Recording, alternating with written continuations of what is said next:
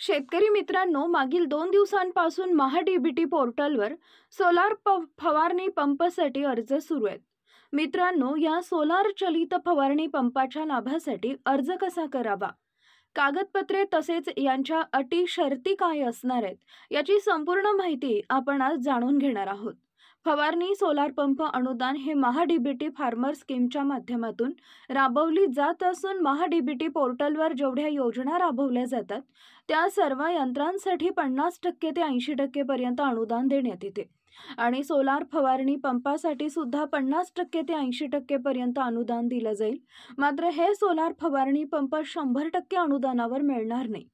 याआधीही बॅटरी फवारणी पंप सरकारनं 100% अनुदानावर सोयाबीन आणि कापूस उत्पादक शेतकऱ्यांना वाटप केले होते. त्याचप्रमाणे आताही सोलार फवारणी पंप 100% अनुदानावर मिळणार नाही. या सोलार फवारणी पंपासाठी शेतकऱ्यांना काही मुदत मोजावी लागणार आहे. सोलार फवारणी पंपामध्ये अर्ज करण्यासाठी तुम्हाला महाडीबीटी पोर्टलवर अर्ज करावा लागेल.